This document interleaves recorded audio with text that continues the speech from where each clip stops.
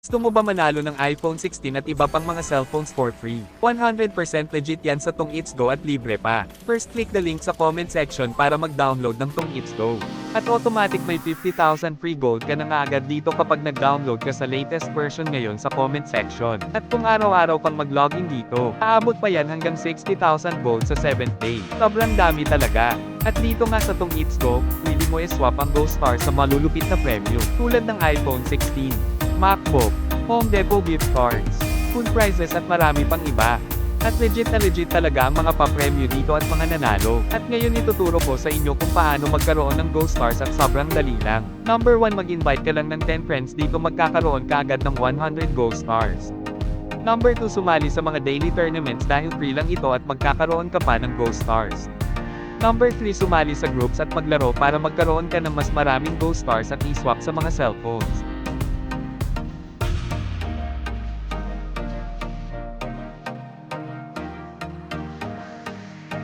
Lastly, mag-participate sa Tong It's Go FB page events, at manalo ng extra Go Stars. Paano naman i-claim ang mga prizes? Una, buksan ang App Go Stars Plus button. Tapos pindutin ang gift icon. Then hanapin ang Get Gift Rewards. At piliin ang gusto mong prize.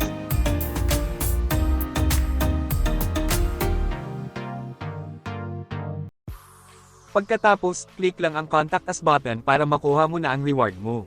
Kaya i-download mo na ang Tong It's Go ngayon. Malay mo ikaw na ang susunod na makakuha ng brand new iPhone 16. Tandaan, mas madalas kang naglalaro, mas malaki ang chance mong manalo ng malalaking papremyo. Kaya click mo na ang link sa comment section para i-download na ang Tong It's Go.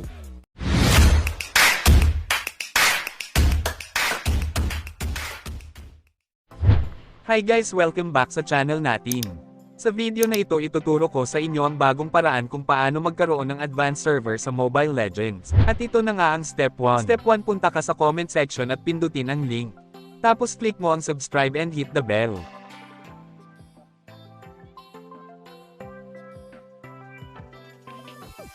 Then back, tapos pindutin naman ang download Tong It's Go.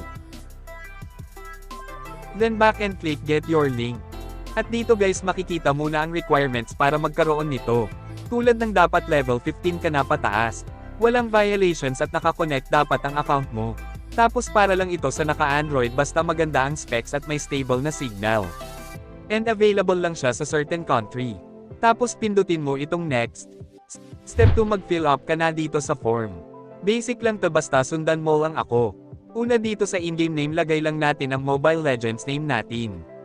Dito naman sa user ID ay ang ating ID sa ML. At dito naman ang zone ID natin. Dito naman piliin lang natin ang Android kasi hindi pa daw ito available sa iOS.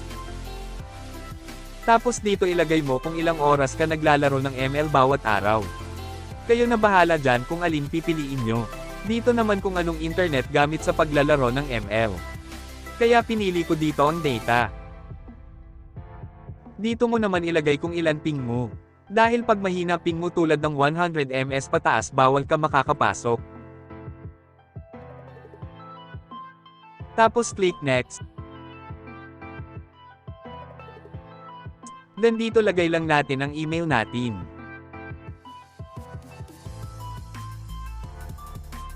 Dito guys, piliin nyo lang kung saan nyo natutunan ang advanced server. At dito sa last part ilagay mo lang dyan kung bakit mo gusto magkaroon ng advanced server. Pwede mo rin gamitin itong sakin, copy mo na lang sa description at i-paste dito. At pindutin ang submit. So ilang days bago magkaroon ng advanced server. Sabi dito kung naka-apply ka na, random ang pagpili ni Monton. At kung wala pa, possible na full pa ang server or hindi ka eligible.